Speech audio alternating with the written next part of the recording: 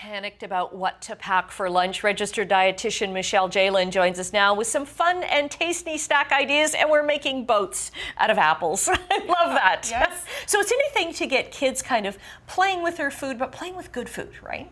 Yeah, of course. And, you know, it was actually a recent McMaster University survey that said, a study that said that kids who were exposed to more advertisements for junk food were more likely to consume more unhealthy foods over healthy ones. So let's make it easier for kids to find more healthy foods. Okay, so number one rule is don't be bringing the junk food into your house, right? Yes. Because although they can get it maybe at other locations or whatever, when they're having the go-to snack, you want good snacks. Absolutely. And, you know, it's important to note, too, when you do pack a lunch, that you want to keep something sort of fun but healthy at the same time. So Okay. here we have a packed lunch, and we want to balance it with the food groups. So you got, you know, great whole grain sandwich. We've got, you know, some vegetables. We have chopped up red peppers and carrots, and we have some grapes. And then we also have like a healthy, fun cookie here made with dried fruit by Noble Queen. Okay, so you've made the cookie then. It's a homemade cookie, Yeah. which is good because then you kind of know how much sugar's in it, or you know what's inside of it.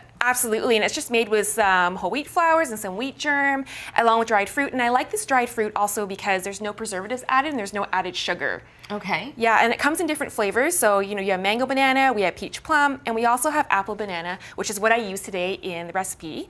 And this is Noble Queen, and you can find more on their website at www.noble-queen.com. Okay, and you find them in health food stores or?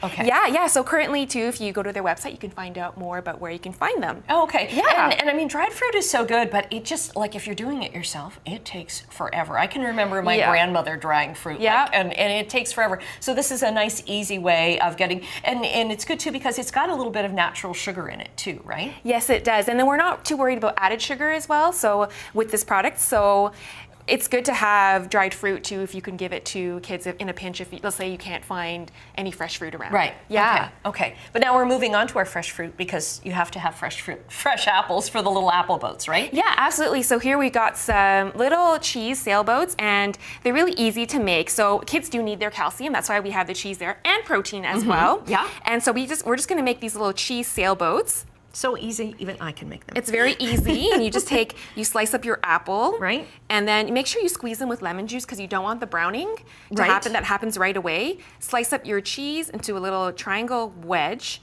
and then you just assemble it together with a toothpick, and then you have like a little boat right there. So.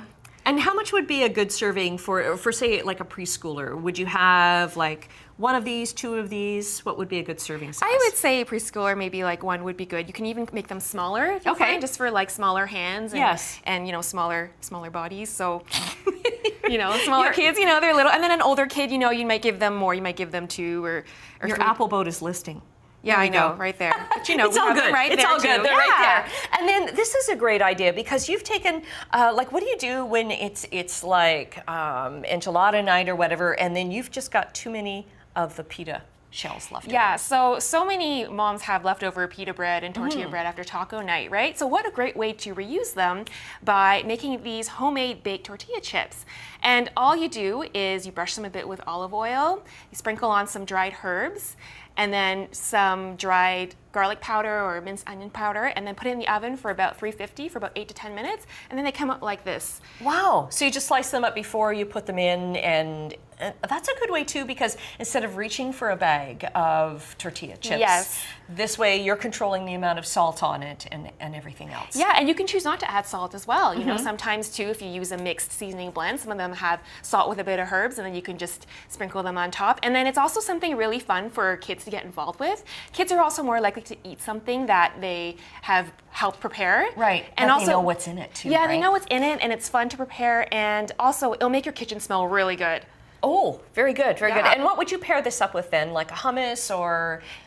Yeah, a hummus would be great. Another thing you can use is guacamole if you want to make some of that too, with avocados or your favorite, you know, healthy low-fat dip. Those would be great with them as well. And then you can throw in some, you know, dip some vegetables in it too, and then you got your green and you got your vegetable together with your healthy dip. And you've got rid of the leftover pitas. Yeah, okay, of course. Michelle, thanks so much. We're going to get the link up to your website on our website, chch.com, and that'll be in a couple of hours. Thanks so much. We're back with more Morning Live right after this.